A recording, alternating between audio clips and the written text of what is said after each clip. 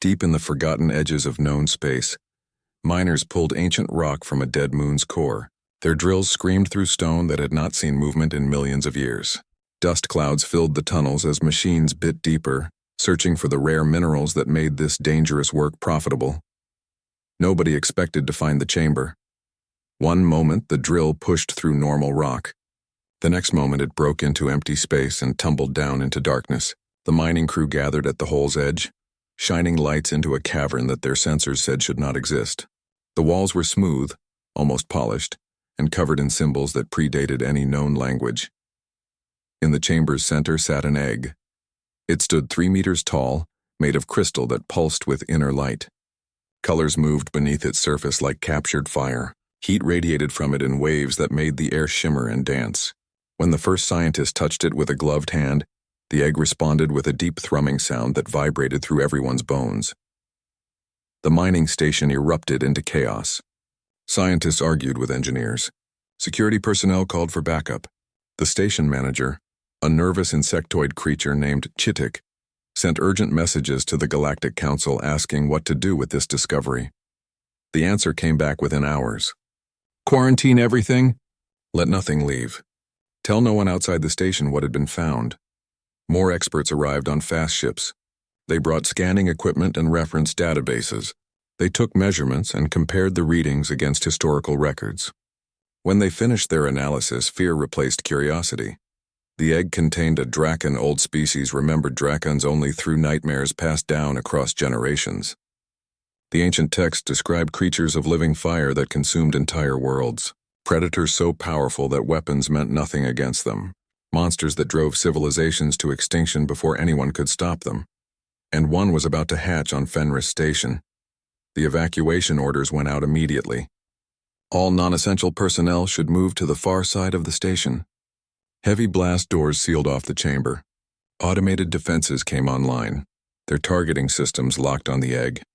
The station's small military force debated whether to destroy it now or wait for more firepower. Among the humans working on Fenris Station, nobody panicked quite as much as the other species. Humans were new to galactic society, having only joined 50 years ago. They treated alien crises with the same calm stubbornness they brought to every impossible situation. Bjorn Ironside stood in the meditation room when the alarm started. He sat cross-legged on a mat, breathing slowly, teaching 3 nervous workers how to quiet their minds. When the evacuation announcement interrupted his lesson, he dismissed his students and sat alone in the silence that followed. Bjorn had been a soldier once. He fought in desert wars and jungle campaigns back on Earth. He led men through situations where death waited around every corner. Then came the mission that ended his military career. An explosion, fire and pain, darkness that never lifted. 3 years had passed since Bjorn lost his sight. The military retired him with honors and a generous pension. They gave him a neural implant that translated the world into sound, letting him navigate by listening to echoes and vibrations. It worked well enough that most people forgot he could not see. But Bjorn knew. Every single moment he knew. He made his way through the station's corridors, following the flow of panicking workers toward the designated safe zones. His implant painted the world in acoustic shadows. He heard the shape of walls and the hollow spaces of doorways. He sensed other people as moving patterns of sound and heat. Something made him stop. The evacuation route passed near the sealed chamber. Bjorn stood at an intersection, listening to the frightened crowds rushing past. Below the chaos, beneath the alarms and shouting, he heard something else. A rhythm, a pattern in the vibrations coming through the station's structure. The egg was not just warming. It was calling. Bjorn had heard distress signals before. Combat taught soldiers to recognize when someone needed help. The sound coming from that chamber carried the same desperate quality as a wounded man crying for his squad. Fear, loneliness, confusion, whatever was in that egg felt lost. His implant marked the route to the human safe zone.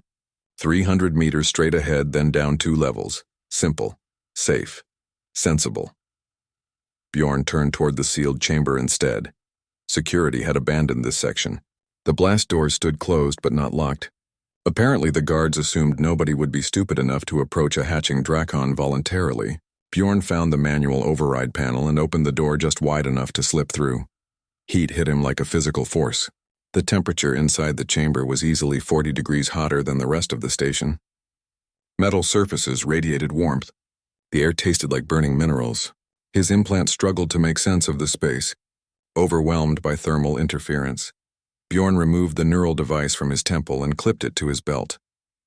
Without technological help, the world became pure sensation. He felt the heat on his skin and heard the egg's vibrations directly through the soles of his boots. The sound was clearer now, no longer filtered through the implant's interpretation.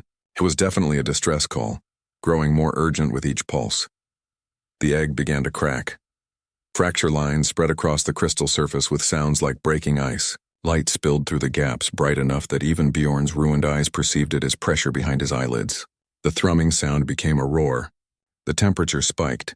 Then the egg exploded outward. Fragments of crystal flew in all directions.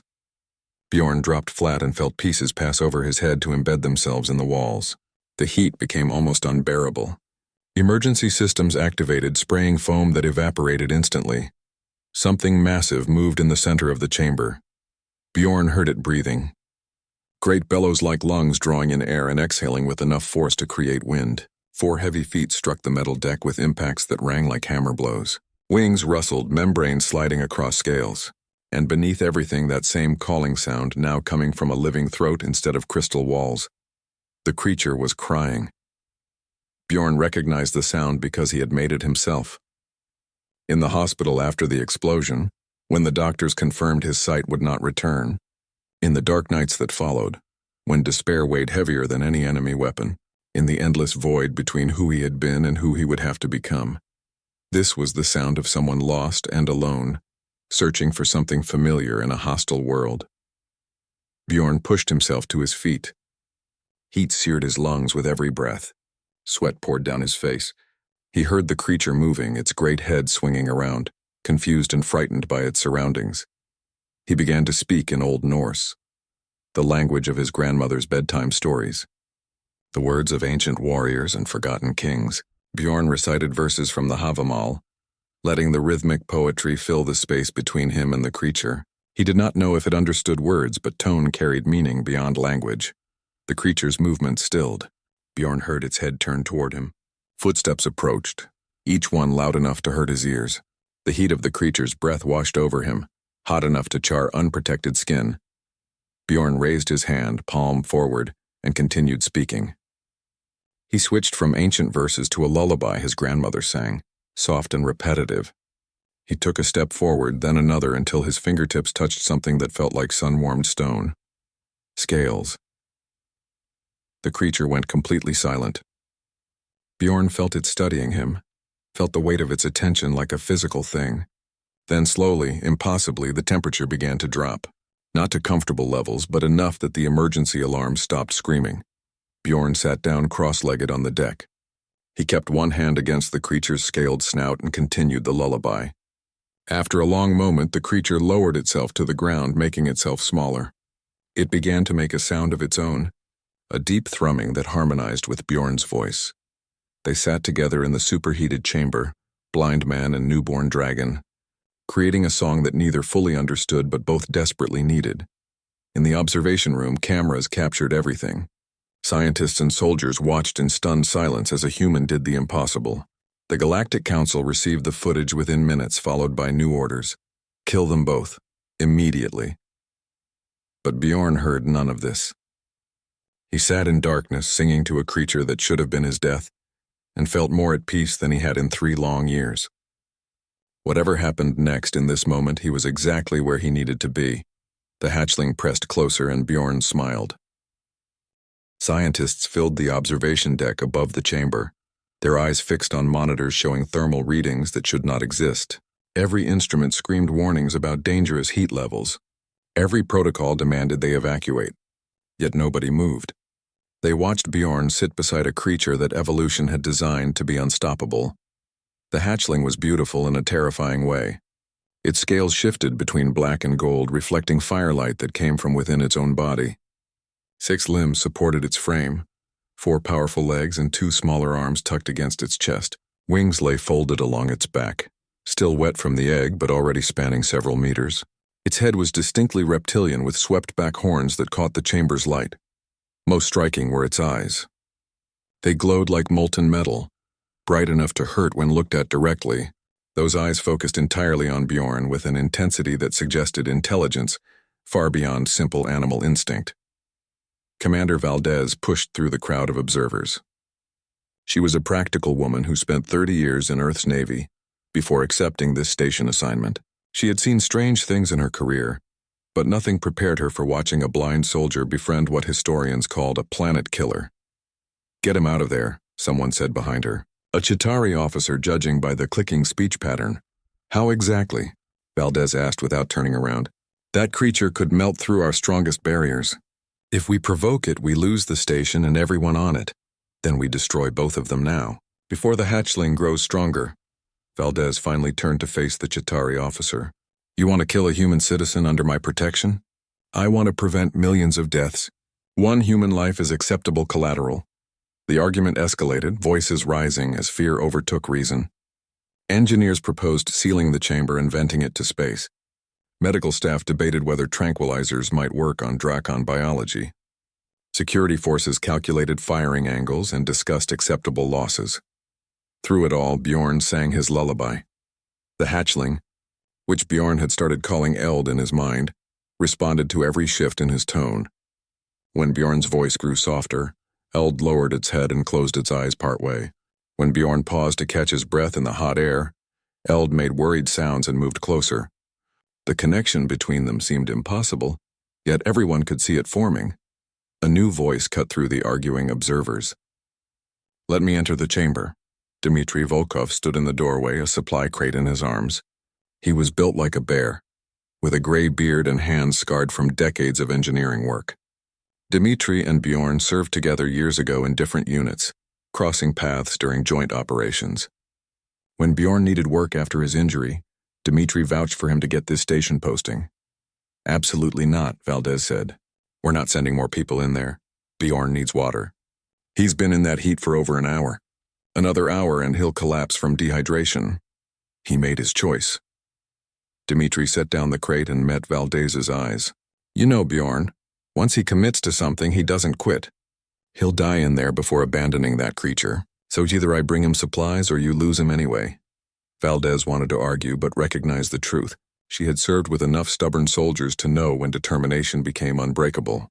She nodded once and Dmitry picked up his crate. The chamber door opened. Dmitry stepped through, moving carefully but not fearfully. His engineering instincts cataloged the damage around him. Melted deck plating, warped support beams, molten metal pooling in corners. The destruction was immense, yet somehow controlled. The hatchling could have torn the entire station apart but chose to limit its power. Eld's head snapped toward Dmitry. The temperature spiked instantly. Those glowing eyes focused on the newcomer with clear suspicion. "Easy, Eld," Bjorn said quietly, using the old Norse word for fire. "This is a friend. Ven, friend." Eld looked between Bjorn and Dmitry, clearly uncertain. Dmitry stopped walking and lowered the crate slowly. He kept his movements calm and deliberate, the way one approaches a nervous animal, except this animal could atomize him with a single breath. "You always did have terrible taste in pets," Dmitry said in Russian-accented English. "Remember that scorpion?" "Niels was excellent company," Bjorn replied, a small smile crossing his heat-flushed face. "Until he stung you. He was frightened. I forgave him." Dmitry gestured at Eld, who still watched him warily. "This is not a scorpion, my friend. This is a creature from nightmares." "No," Bjorn said softly. "This is a child. A frightened, confused child who woke up in a strange place with no family." Dmitry studied the hatchling more carefully. Beneath the deadly potential, he saw what Bjorn described. Eld's posture was uncertain, its movements tentative. When Bjorn spoke, the creature pressed closer, seeking comfort. This was not a monster. Not yet, anyway. He pushed the crate forward. Water bottles and protein bars. Not much, but better than nothing. Bjorn felt his way to the crate and found a water bottle. The liquid was almost body temperature from the chamber's heat, but he drank gratefully. Eld watched with fascination, tilting its head in a very bird-like gesture of curiosity. "The Galactic Council issued orders," Dmitry said quietly. "They want you both dead. The fleet is coming. How long?" "6 hours. Maybe less." Bjorn finished the water bottle and wiped sweat from his face. Then we have 6 hours. To do what? You can't fight warships with a newborn dragon. Maybe not, but I won't abandon Eld. If they want to kill us, they'll have to do it while I stand here. Dmitri sighed deeply. He had known Bjorn long enough to recognize that tone. Nothing would change his mind. Then I guess I better start reinforcing the blast doors. Make them work for it, at least. He left the chamber, and Bjorn heard him gathering the remaining engineers. Within minutes, the sounds of welding and construction echoed through the station. Dmitri was buying them time, even though time could not save them. Eld made a questioning sound. A complex series of tones that felt like language even though Bjorn could not understand the words. They're afraid of you, Bjorn explained, still speaking in Old Norse. They think you'll destroy everything. But I know better. You're not a destroyer. You're just lonely. The hatchling rumbled in response, and Bjorn felt the vibration through the deck. He reached out and found Eld's scaled neck, running his hand along the warm surface. The creature's scales were fascinating under his touch. Hard as stone but somehow flexible, with heat flowing through them like blood through veins. A new presence entered the observation deck.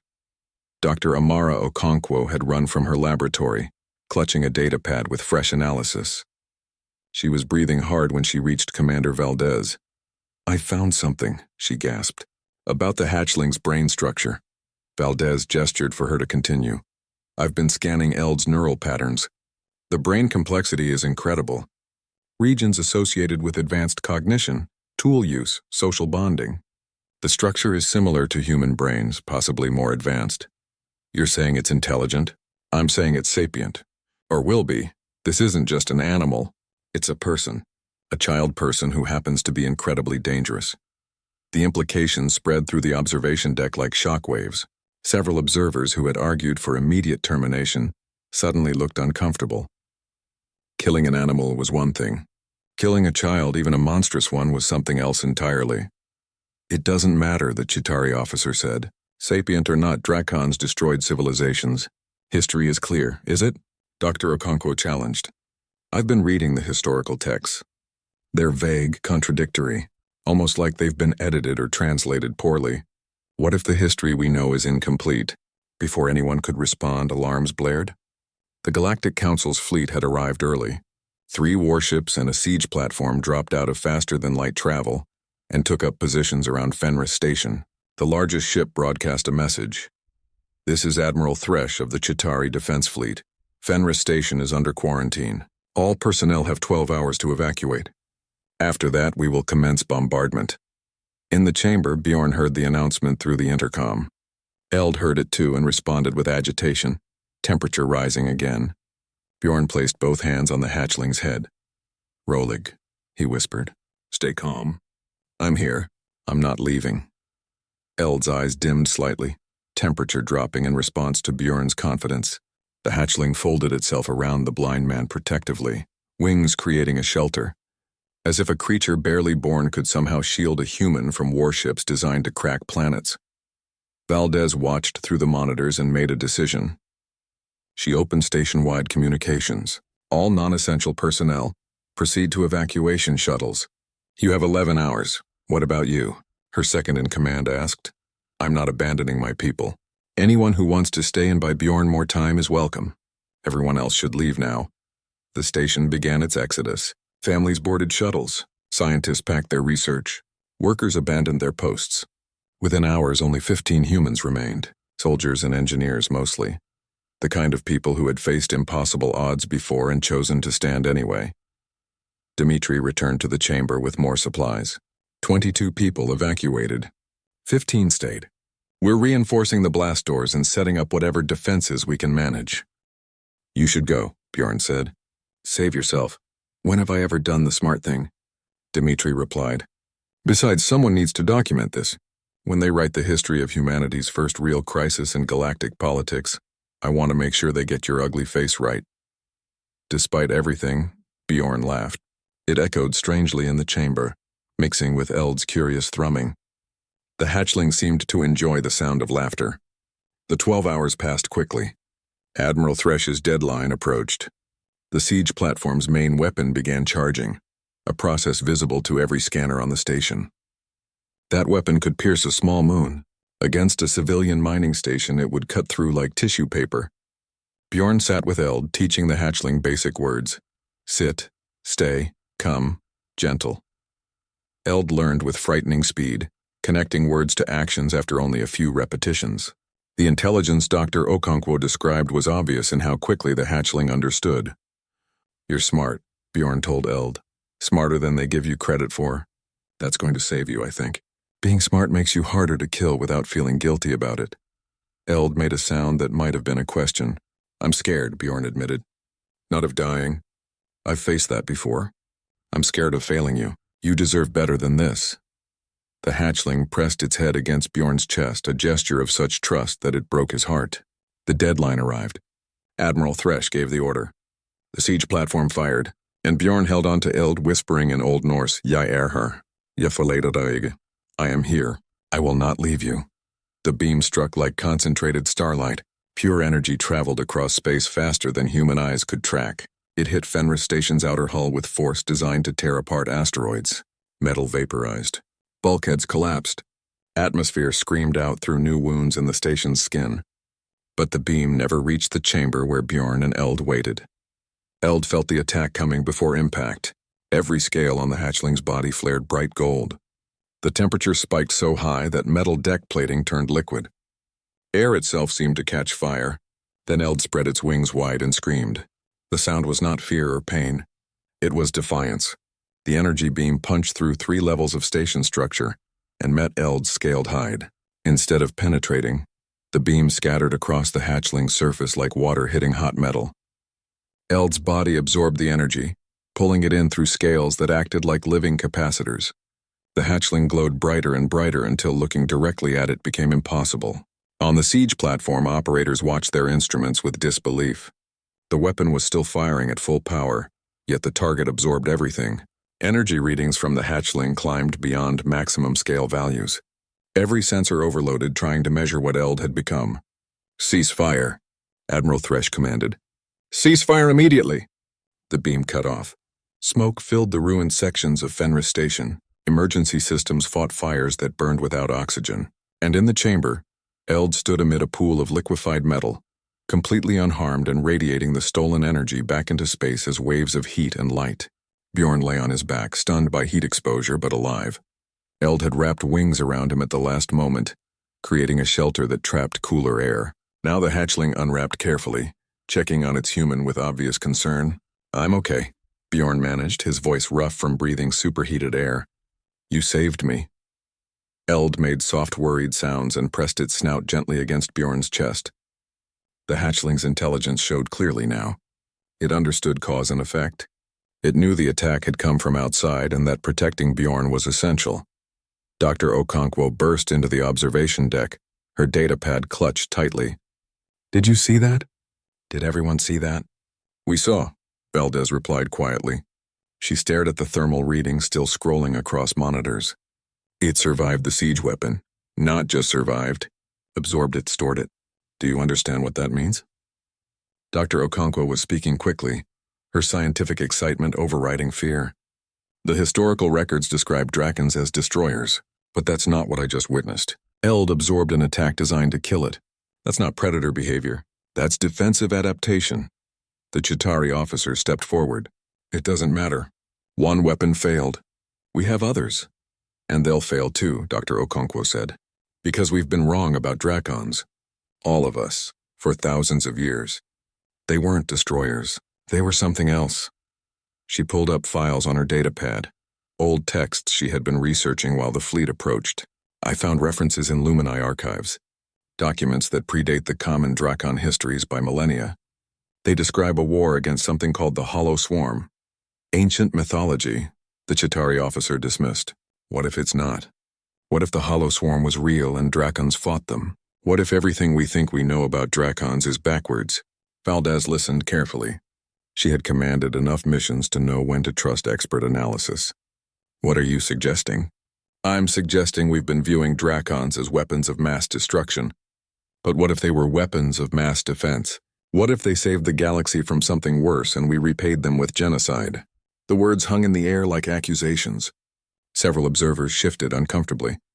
Rewriting history was easy when the subject was extinct. But with a living Drakon in front of them, the truth demanded confrontation. Admiral Thresh's voice came through the communication system again. "Fenris Station, this is your final warning. Evacuate now or we will use more extreme measures." Valdez opened the communication channel. "Admiral, this is Commander Valdez. Before you take any action, I need you to contact the Luminae archives. Request information about the Hollow Swarm and Drakon defense roles. We may have misunderstood the situation. I have my orders, Commander. I'm not asking you to disobey. I'm asking you to confirm we're not making a terrible mistake." Silence stretched. Then Admiral Thresh spoke again. "You have 2 hours while I consult with the Council. Use them wisely." The line went dead. 2 hours. Maybe enough time to find the truth, maybe not. Dmitri helped Bjorn to his feet. The blind soldier was badly burned and dehydrated but refused medical treatment until Eld was safe. The hatchling followed closely, wings still spread protectively. "You need to rest," Dmitri insisted. "I need to stay with Eld.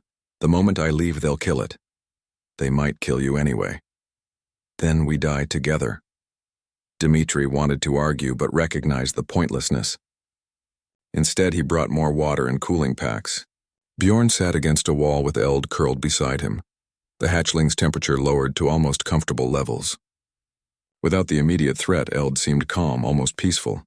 Dr. Okonkwo worked frantically in her laboratory. She sent urgent requests to Luminae archivists across the galaxy. Most ignored her. A few responded with automated messages about proper channels and bureaucratic procedures.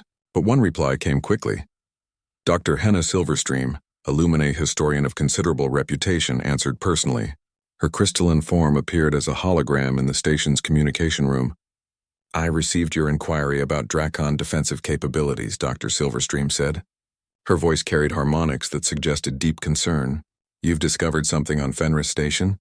"A living Drakon hatchling," Dr. Okonkwo confirmed. "And it just survived a siege weapon by absorbing the energy." Dr. Silverstream's crystalline structure dimmed, a sign of distress among her species. "Then the Council's worst fear has come true, and their greatest crime may be exposed." "What crime?" "The truth we buried 50,000 years ago." Dr. Silverstream transmitted files that had been sealed in the deepest archives. Documents written in languages so old that translation required specialized programs. Images captured by technology that predated most current civilizations. And historical accounts that contradicted everything the modern galaxy believed about Drakons. The Hollow Swarm had been real. Vast incorporeal entities that consumed stars directly, draining fusion energy to fuel their journey between galaxies. They arrived from dark space between galaxies, moving through normal space like fish through water. Conventional weapons could not harm them. Energy attacks fed them. Kinetic weapons passed through their non-physical forms. Entire civilizations fell. Planets went dark as their stars were drained. Billions died in the cold that followed. Then Drakons appeared. The ancient records showed bonded pairs, Drakons fighting alongside members of other species. The Drakons absorbed the swarm's attacks while their partners provided strategic coordination. Together they pushed the invaders back, saving countless worlds. Drakons were defenders, Dr. Okonkwo whispered, reading the translations. Guardians. And we killed them for it. Dr. Silverstream's hologram flickered. After the war ended, fear overtook gratitude. The species who survived asked themselves what would happen if Drakons turned against them. Who could stop such powerful creatures? The answer was nobody. So they chose prevention over trust. They committed genocide. Yes, and they rewrote history to justify it. The stories of Drakons destroying planets came from fragments of truth, battles against the swarm taken out of context and twisted into propaganda. We made Drakons into monsters so we could sleep peacefully after exterminating them. The transmission ended. Dr. Okonkwo sat in stunned silence. The weight of historical sin pressed down on her. 50,000 years of lies, an entire species extinct because the galaxy chose fear over faith. She gathered the files and rushed to the bridge. Commander Valdez needed to see this. The Galactic Council needed to see this. Everyone needed to understand what they had almost destroyed again. Admiral Thresh received the same transmission. On the fleet flagship, he read the ancient documents with growing horror. His 3 centuries of military service included many difficult decisions, but nothing prepared him for this revelation. The enemy he came to destroy might be the galaxy's greatest protector. He called an emergency meeting with his officers. The Chitauri were practical beings who valued evidence over emotion. The files from the Lumini archives qualified as solid evidence. The Admiral faced a choice that would define his legacy. Earth's diplomatic corps sent urgent messages demanding a ceasefire. Other council members called for immediate action. The Nerds evacuated entirely, wanting no part of the decision. The galaxy watched and waited while leaders debated the fate of one small hatchling. On Fenris Station, Bjorn slept fitfully against Eld's warm scales. The hatchling stayed awake, eyes glowing softly in the darkness. It understood danger, even if it could not comprehend the politics driving it. When Bjorn stirred and made sounds of distress in his sleep, Eld hummed softly to comfort him. Dmitri watched from the chamber entrance. "You know something?" he said to the hatchling. "I think you might be the best thing that ever happened to that stubborn fool." Eld tilted its head, listening. It was beginning to understand human speech patterns, connecting tones to meanings. The word fool was said with affection, not insult. "He's been lost since losing his sight," Dmitri continued. "Trying to find purpose again. Maybe you're his answer. Maybe he's yours." The 2 hours ended. Admiral Thresh opened communications with Fenris Station. His voice carried a weight it had not before. "Commander Valdez, I have reviewed the historical evidence. I am recommending to the Council that we postpone military action pending further investigation." Relief flooded through the remaining human crew, but the Admiral was not finished. "However, the final decision rests with the full Council. They are convening now. Until they reach a verdict, my fleet will hold position. But I warn you, Commander, not everyone will accept these revelations. Some will argue that history, true or false, should not change present reality. The hatchling remains dangerous regardless of its species past." "Understood, Admiral. Thank you for the time." Bjorn woke to Dmitri, shaking his shoulder. "We have a reprieve. Maybe a real chance. What changed?" "The truth. Turns out Drakons were heroes, not monsters. Someone just forgot to write that part down accurately." Bjorn reached out and found Eld's scaled jaw. The hatchling pressed into his touch, thrumming contentedly. "Heroes," he repeated softly. "That fits better." Eld made a questioning sound, and Bjorn smiled despite the burns covering his arms and face. "You're going to be fine, little one. We just need them to remember what your kind truly were." 3 weeks after the siege, Fenris Station looked like a war memorial. Burned sections remained cordoned off. Repair crews worked constantly to patch holes and restore systems. The station would never be quite the same, but it survived. More importantly, its inhabitants survived. The Galactic Council's debate raged for days.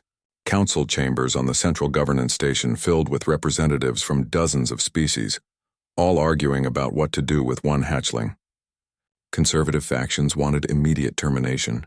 Progressive voices called for protection. Moderates suggested compromise solutions that satisfied nobody.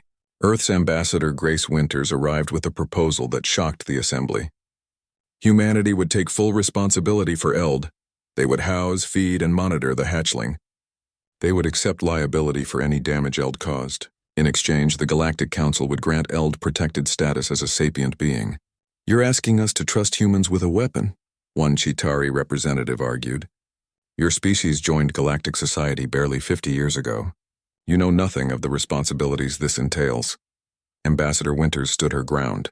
She was a small woman with gray hair and sharp eyes that had witnessed humanity's first contact with alien life. "Perhaps our inexperience is exactly what's needed. We don't carry the historical trauma that clouds your judgment. We can look at Eld and see a child instead of a monster." The debate continued. Arguments grew heated. Several delegations walked out in protest.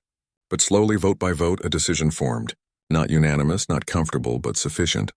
By a narrow margin, the Galactic Council voted to grant Eld protected status under a newly drafted treaty. The hatchling would be allowed to live, grow, and bond with Bjorn under supervised conditions. Humanity accepted full responsibility for Eld's actions and agreed to establish protocols should other Drakon eggs ever be discovered. The implications went deeper than one hatchling's fate.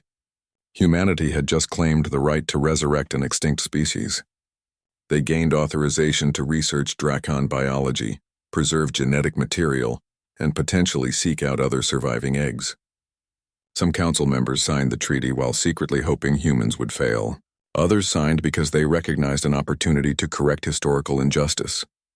When the news reached Fenris Station, the remaining crew celebrated quietly.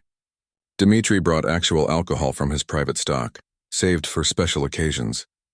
Dr. Okonkwo allowed herself to cry with relief. Commander Valdez permitted a brief rest period before work resumed.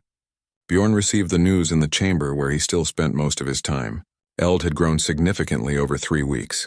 The hatchling now stood 7 meters tall with wings that spanned 15 meters when fully spread. The growth rate was astonishing, but matched the ancient records Dr. Silverstream uncovered.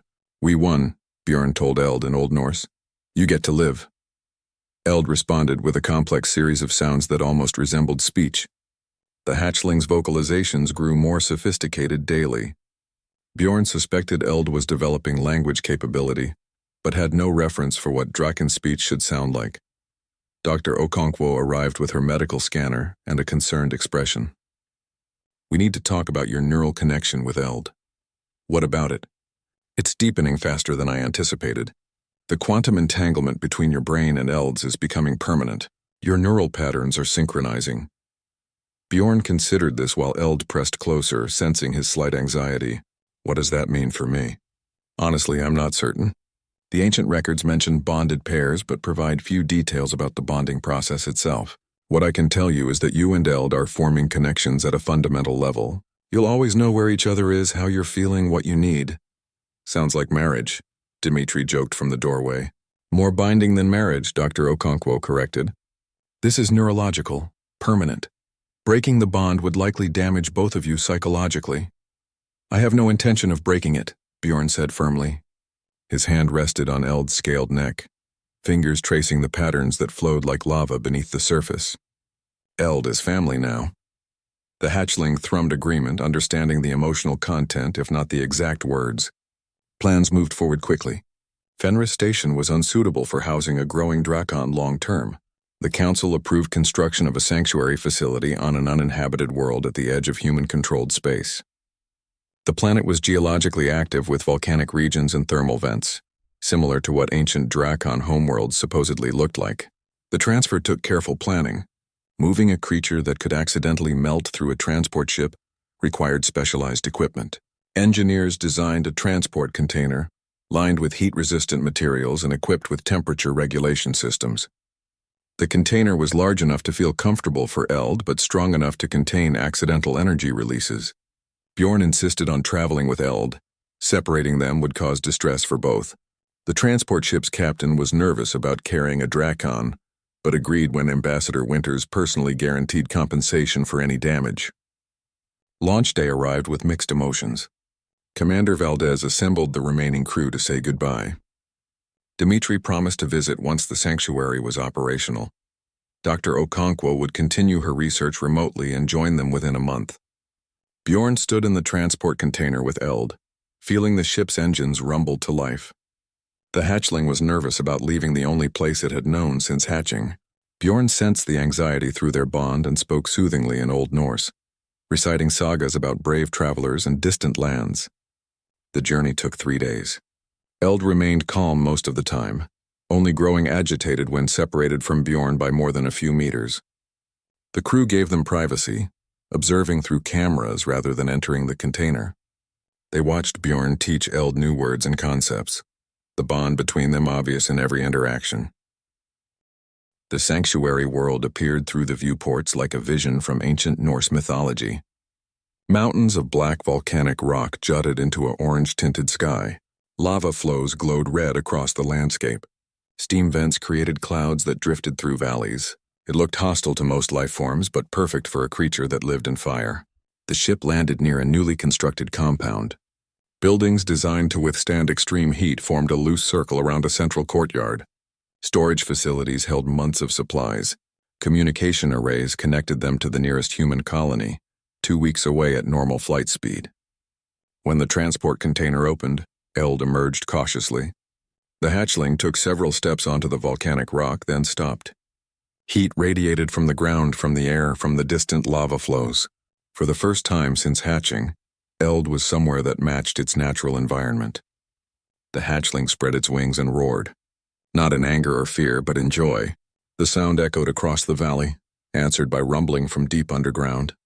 Eld launched itself into the air with powerful wing beats climbing into the orange sky. Bjorn felt the joy through their bond and smiled. He could not see Eld flying, but he experienced the sensation through their connection.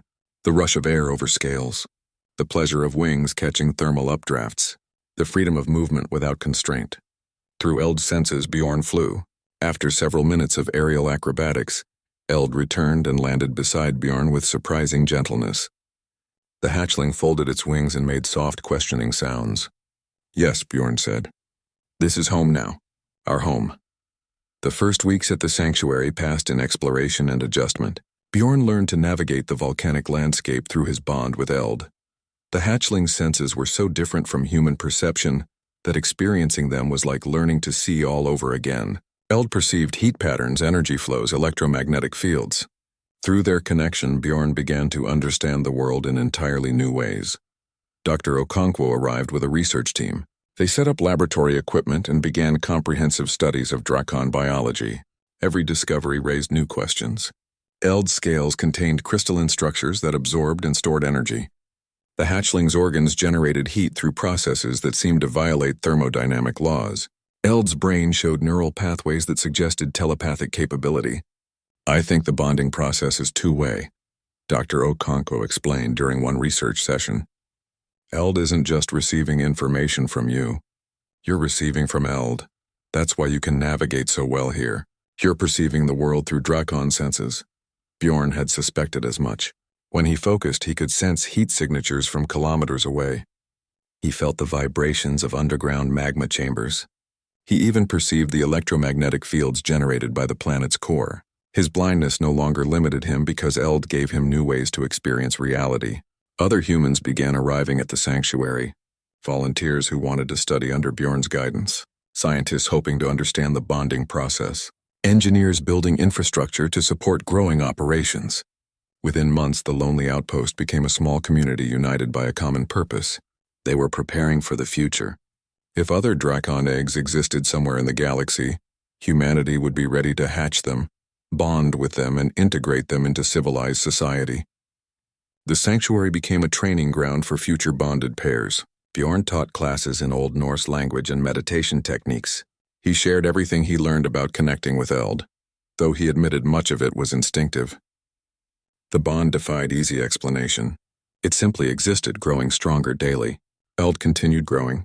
At 6 months old, the hatchling reached 12 meters in height with wings spanning over 20 meters. The growth rate was slowing, but still impressive.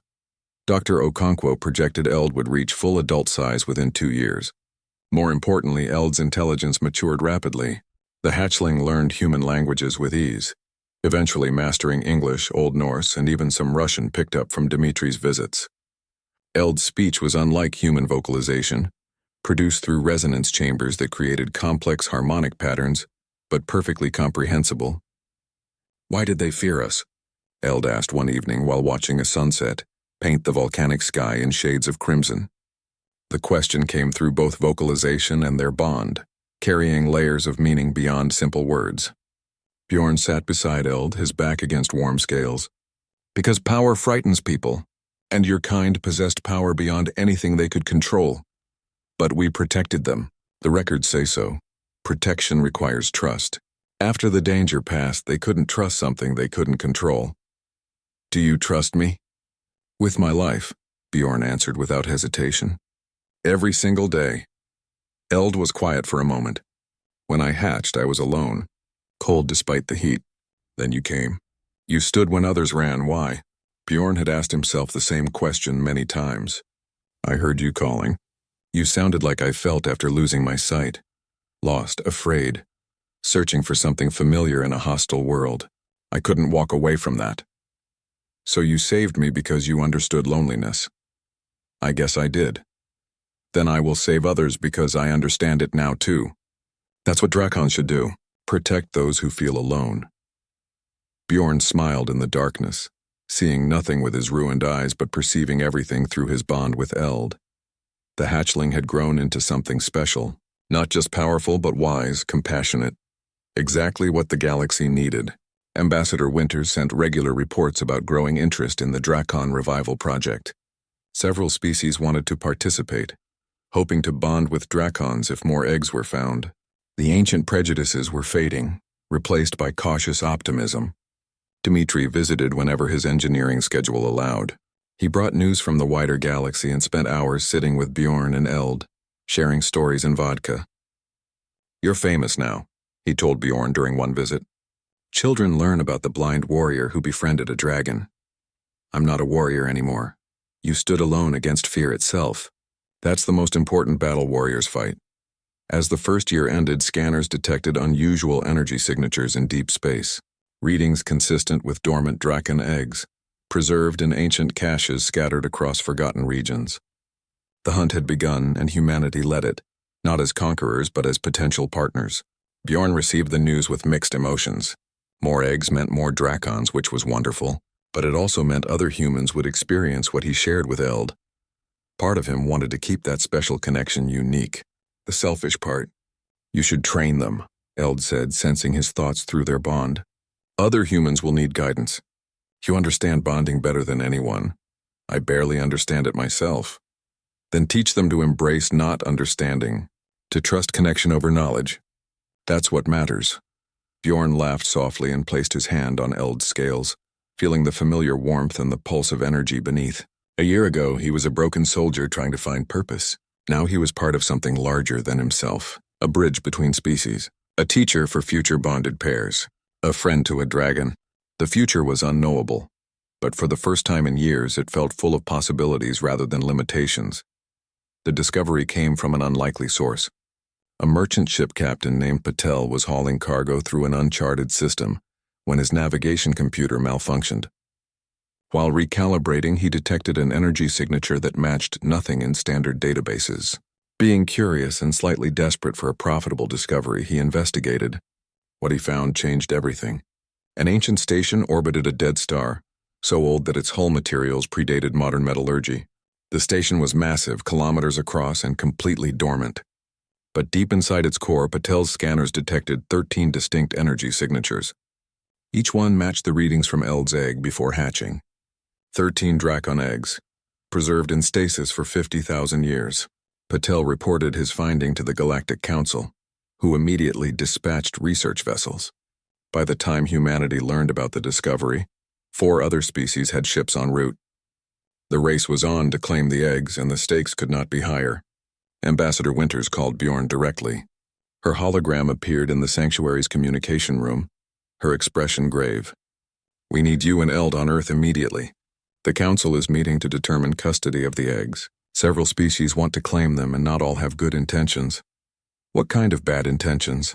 Bjorn asked. "The Chitauri military wants to study Drakons as weapons. The Nerid Research Consortium wants to extract genetic material for experiments. Even some human factions are arguing we should control all the eggs to prevent other species from gaining Draken allies." Eld growled low in its chest, a sound that rattled equipment. The dragon had grown to full adult size over 18 months, standing 18 meters tall with wings that could blot out the sun.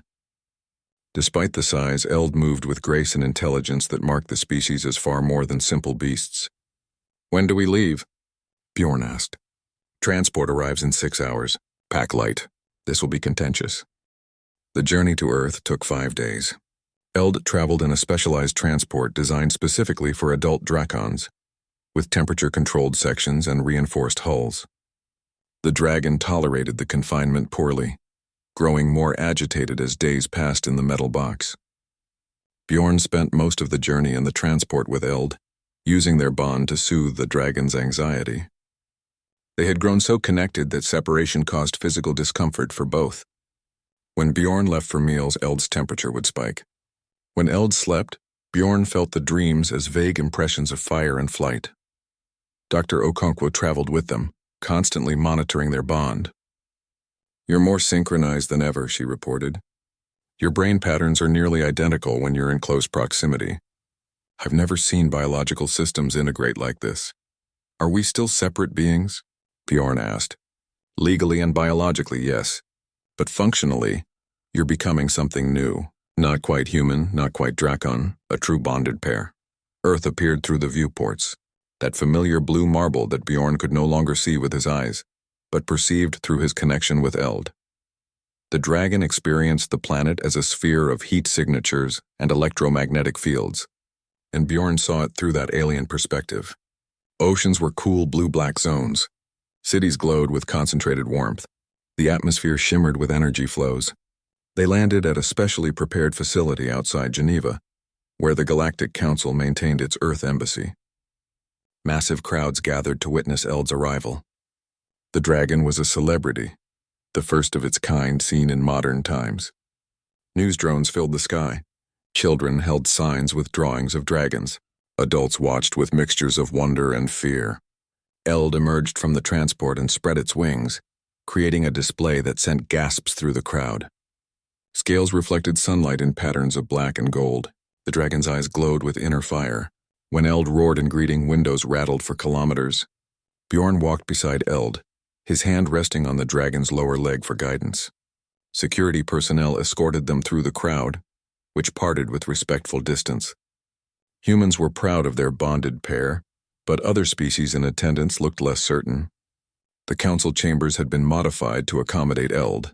A section of the roof opened to allow the dragon entrance. Bjorn rode on Eld's shoulder, a sight that became instantly iconic. Images spread across the galactic network within minutes. A blind human warrior seated on a dragon's neck like ancient legends come to life. Inside, representatives from dozens of species filled tiered seating. The chamber was designed for diverse body types and environmental needs. Chitauri representatives occupied one section, their insectoid forms gleaming under specialized lighting. Luminae delegates sparkled in another area, their crystalline bodies refracting light into rainbows. Nerids required water-filled tanks.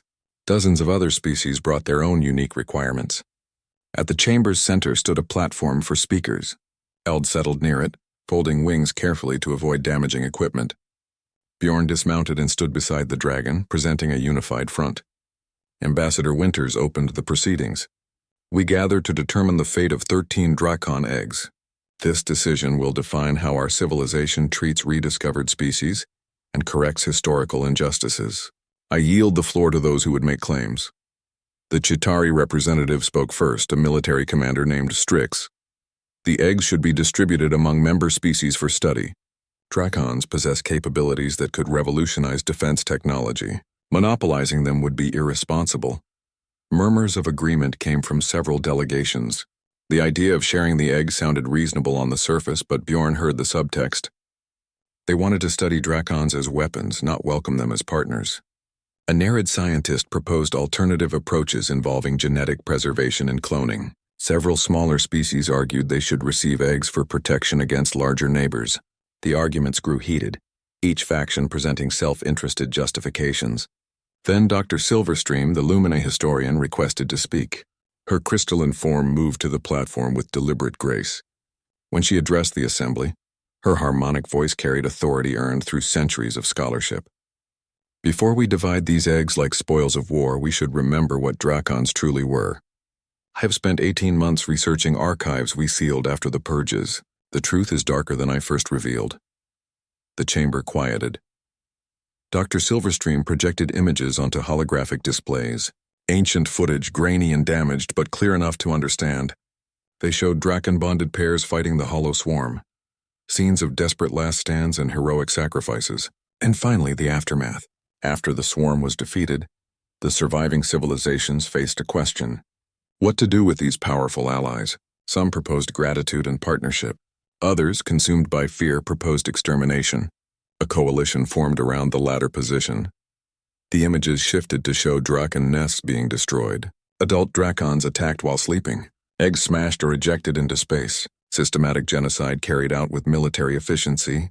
We didn't just kill Drakons, Dr. Silverstream continued. We murdered the beings who bonded with them. Partners who had fought beside Drakons for decades were executed to prevent them from warning their dragons. Entire colonies were sterilized to eliminate anyone who might object to our actions. The chamber erupted. Representatives shouted denials, demanded evidence, questioned the document's authenticity. But the proof was overwhelming. The purge was not a defensive necessity, but a calculated genocide driven by fear and xenophobia. Dr. Silverstream waited for the chaos to subside. We committed these atrocities and then we erased them from memory. We rewrote Drakons as monsters to justify what we did. Now we have a chance to correct our greatest sin, but only if we approach these eggs with humility instead of arrogance. Ambassador Winters stepped forward. Humanity proposes that the eggs be hatched under supervised conditions. Each egg will be paired with a volunteer from any willing species. The bonding process will be documented and studied, but the bonded pairs will retain autonomy. Drakons will be recognized as sapient beings with full rights. And if they become dangerous? Strix challenged. If history repeats and Drakons threaten civilization? Eld stood, the movement drawing every eye in the chamber. The dragon's size was overwhelming in the enclosed space, yet Eld moved with careful precision. When Eld spoke, the voice resonated through the chamber's acoustics. You fear what we might become. You should fear what you already are. The words carried weight beyond their simplicity. Eld continued, each sentence measured and deliberate. My kind saved you from extinction. You repaid us with genocide. Now you debate whether we deserve to exist as if you have moral authority to judge. But here is truth. We remember. Everything. Our genetic memory carries the war, the sacrifice, and the betrayal. I remember dying 50,000 years ago. I remember screaming as your weapons burned my ancestors. Silence fell like a physical presence. Eld's eyes glowed brighter, and the temperature in the chamber rose noticeably. Yet I do not seek revenge. Bjorn taught me a human concept. Forgiveness.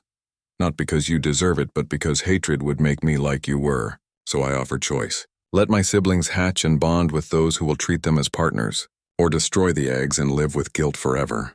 But do not pretend this decision is about safety. It is about whether you can overcome your fear. Bjorn felt pride radiating through their bond. Eld had spoken with wisdom that exceeded age, addressing the assembly's deepest shame without mercy but also without cruelty. The debate continued for hours. Factions argued and negotiated. Compromises were proposed and rejected. But the momentum shifted. Eld's speech exposed the moral bankruptcy of treating Drakons as property or weapons. Slowly, reluctantly, the assembly moved toward consensus. The final vote was not unanimous. Several species abstained, unwilling to support or oppose. But by significant majority, the council approved humanity's proposal. The eggs would be hatched under supervised conditions. Volunteers from any species could apply to bond. The bonded pairs would receive support but maintain independence. The Chitauri delegate lodged formal objections. The Nerid consortium complained about restricted research access. But the decision was made. 13 Draken eggs would get a chance to hatch into a better world than their ancestors knew. Outside the embassy, Bjorn and Eld stood in the courtyard while news drones captured their images. Reporters shouted questions in dozens of languages. Security held back crowds of curious onlookers. The moment felt historic, balanced between hope and uncertainty. You spoke well in there, Bjorn said quietly, his hand resting on Eld's scaled shoulder. I spoke truth. Whether they listen depends on them. Do you really forgive them, after everything they did to your kind? Eld was silent for a long moment. I carry the memories of those who died. Their pain is my pain. Their rage is my rage. But I also carry your memories now, Bjorn. Your wisdom, your understanding that anger, however justified, serves no purpose. So yes, I forgive, but I do not forget. Dr. Okonkwo approached with her datapad, displaying messages from across the galaxy. We're receiving applications already. Thousands of beings want to bond with Drakons. Some sincere, some clearly opportunistic. We'll need to develop a screening process. What kind of people should bond with Drakons? Bjorn asked. People like you, Eld answered. Those who stand when others flee, who hear distress and respond instead of hiding, who can love something powerful without seeking to control it. Ambassador Winters joined them, her expression tired but satisfied. We're scheduling the hatching ceremony for 3 months from now, enough time to screen applicants and prepare facilities. The sanctuary world will need to expand significantly to accommodate 13 new Drakons. 14, Bjorn corrected. Eld won't be alone anymore. The dragon thrummed agreement, a sound that vibrated through the ground and made nearby humans smile. It was a happy sound, full of anticipation for siblings long thought lost. As night fell over Geneva, Eld and Bjorn remained in the courtyard. The dragon stretched out, wings spread to catch the cool evening air. Bjorn sat against Eld's warm side, listening to the city sounds around them. "What do you think your siblings will be like?" Bjorn asked. "Different from me. I bonded young, shaped by your influence. They will bond as adolescents already formed. Their personalities will be distinct. Are you worried?" "Excited, nervous. I have been alone among my kind all my life. Soon I will have family." "You already have family," Bjorn said. "Me, Dimitri, Dr. Okonkwo, everyone at the sanctuary." "Yes, but now I will have Drakon family too. Both kinds matter." They sat together as stars appeared overhead, human and dragon bound by quantum physics, and something deeper that science could not fully measure. Trust, friendship, love. The same forces that would be tested when 13 more eggs hatched and 13 more bonds formed. The future was coming, carried on wings of fire and hope. Morning broke over the sanctuary world with light filtering through volcanic ash clouds. The compound had grown significantly in 3 months. New buildings dotted the landscape, built to accommodate incoming volunteers and research staff. Landing pads lined the valley floor, waiting for the transport ships that would bring the eggs. Bjorn stood at the edge of a cliff overlooking the expansion. Eld perched beside him, wings folded but ready to spread at any moment. They often came here to watch sunrises, though Bjorn experienced them through Eld's heat-sensing vision rather than light. The world was painted in thermal gradients, beautiful in its own way. "Are you ready for this?" Bjorn asked. "I don't know what ready means in this context. I have never been a sibling before. Neither have I in the way you'll be. But I can tell you it's complicated. Family always is." Transport ships arrived throughout the morning. Each carried one of the 13 eggs, along with the volunteer selected to attempt bonding. The screening process had been rigorous. Thousands applied, but only 13 passed. The psychological evaluations, background checks, and compatibility testing that Dr. Okonkwo developed. The selected volunteers came from 8 different species. 5 humans, including 3 who had military backgrounds similar to Bjorn's. 2 Lumini scholars who specialized in ancient history. A Chitauri pilot who lost his wings in an accident and understood disability. 3 Nerid scientists who genuinely wanted partnership over experimentation.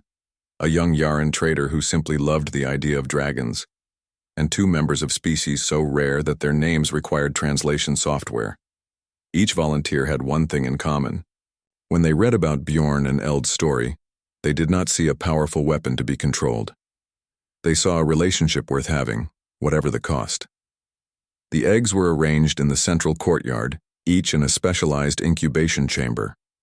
The chambers regulated temperature and provided monitoring equipment, but could be opened when hatching began.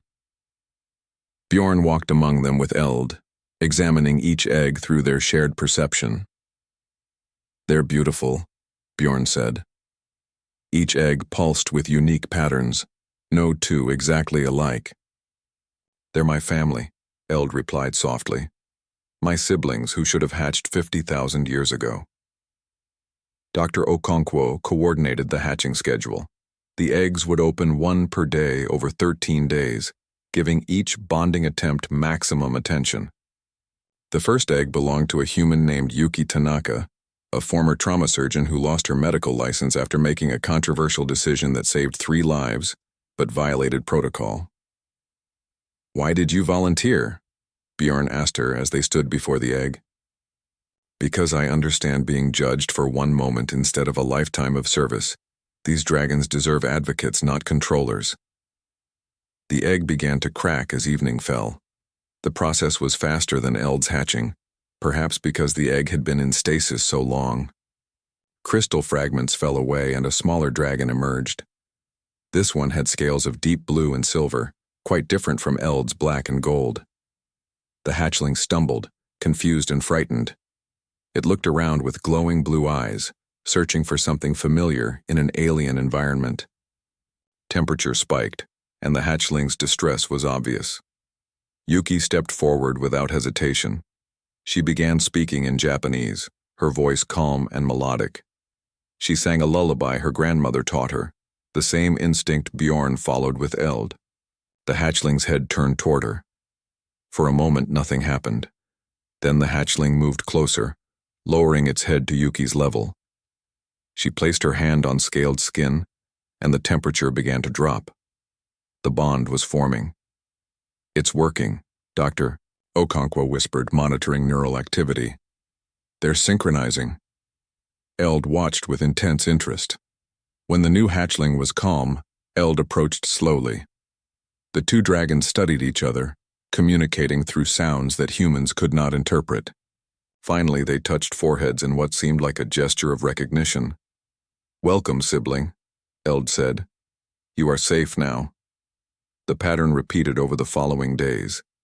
Each egg hatched, each dragon found its bonded partner. Not every attempt succeeded on the first try.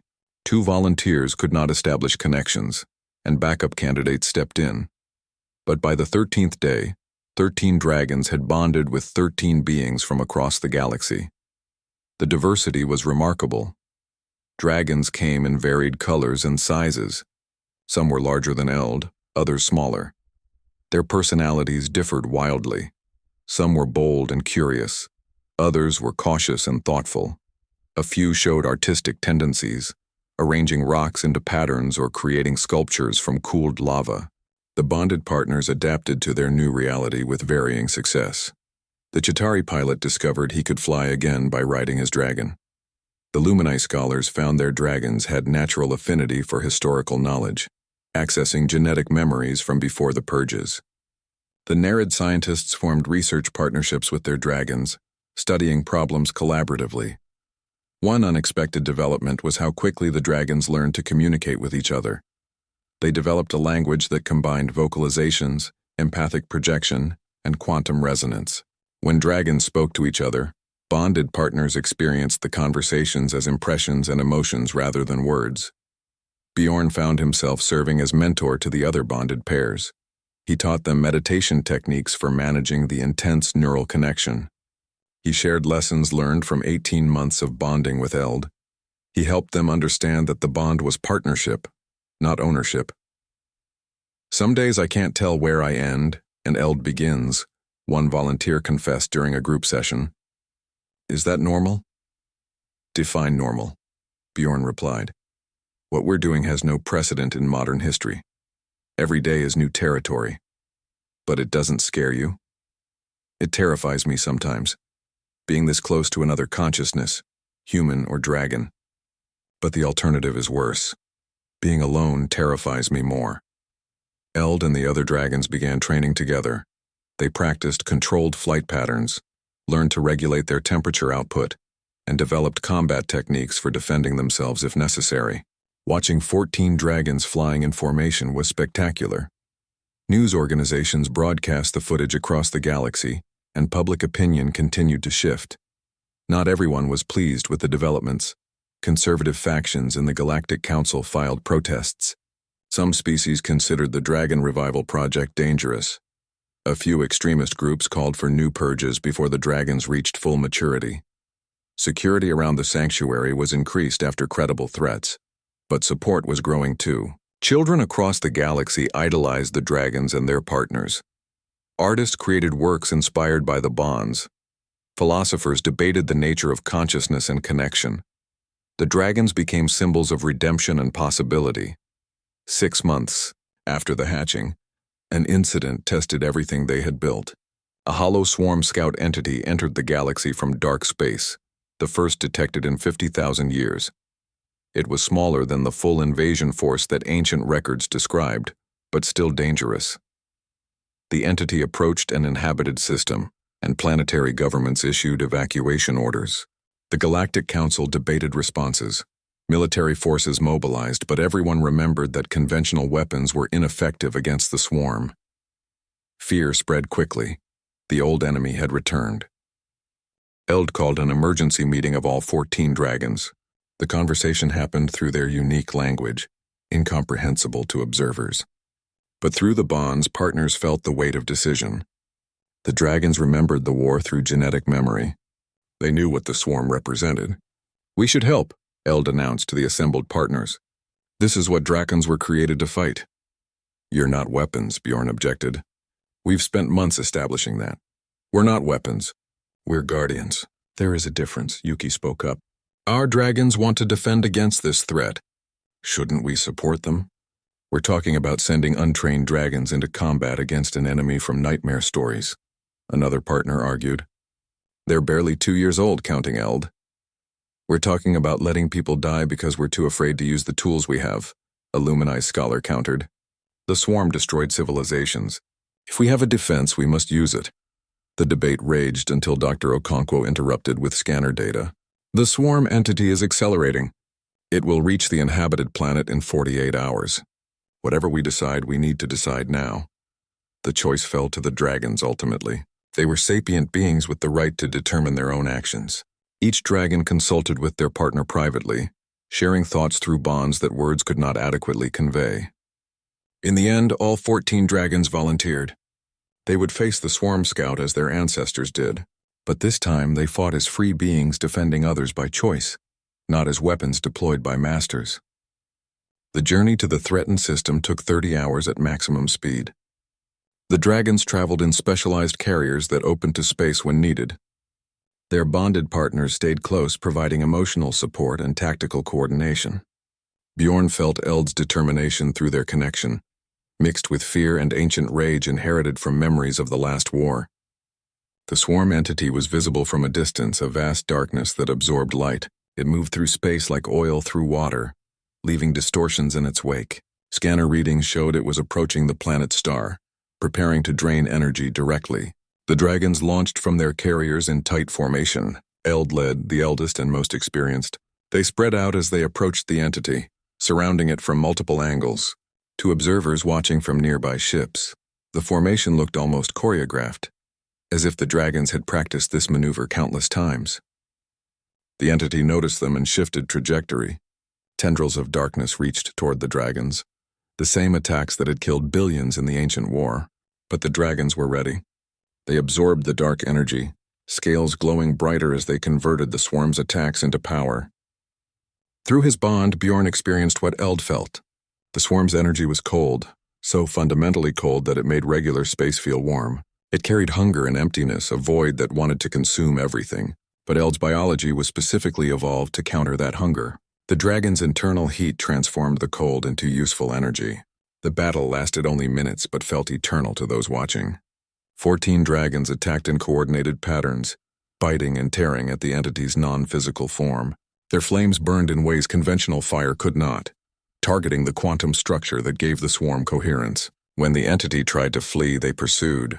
When it tried to fight, they absorbed its attacks. Finally, the entity destabilized. It collapsed into itself, breaking apart into harmless particles that dispersed into space. The threat was eliminated. The dragons returned to their carriers, exhausted but unharmed. Their partners felt the emotional toll through their bonds. Fighting the swarm awakened genetic memories of ancient wars, and processing those memories was painful. But they also felt pride. The dragons had proven they could defend without becoming the monsters history painted them as. News of the victory spread faster than light travel. The dragons who everyone feared had just saved millions of lives from a threat no conventional military could stop. Public opinion shifted dramatically. Suddenly, the Dragon Revival Project looked less like dangerous experimentation and more like necessary preparation. The Galactic Council issued a formal apology for the ancient purges. Several species held memorial services for the Drakons killed 50,000 years ago. Educational curricula were updated to teach accurate history instead of propaganda. The changes came slowly and imperfectly, but they came. Back at the sanctuary, life settled into new patterns. The 14 bonded pairs formed a community unlike anything in modern galactic society. They were not just individuals or pairs, but a collective united by shared purpose. The dragons learned and grew together. The partners supported each other through challenges unique to their situation. Bjorn stood once more at the cliff edge, watching another sunrise. Eld stood beside him, now joined by 13 siblings who had become family. The dragons occasionally took flight together, practicing formations and enjoying the simple pleasure of shared flight. "What do you think happens next?" Bjorn asked. "We find more eggs. We build more bonds. We prepare for the next crisis." You sound very certain there will be a next crisis. The universe provides endless opportunities for crisis. But now it also provides endless opportunities for connection. That's what makes the future worth facing. Through their bond, Bjorn felt Eld's absolute confidence. The dragon had grown from a frightened hatchling into a leader, guided by human wisdom but retaining essential dragon nature. The combination created something new. Not human, not Drakon, but something that transcended both. Dr. Okonkwo approached with her ever-present datapad. I'm writing a paper on bonded pair psychology. I need a quote from you about what bonding means. Bjorn thought about everything that happened since he heard a distress call from a crystal egg. He remembered standing alone in a superheated chamber, choosing connection over safety. He remembered every moment of growth and challenge that followed. Bonding means choosing to be vulnerable with something powerful. It means trusting that strength can be gentle and that gentleness can be strong.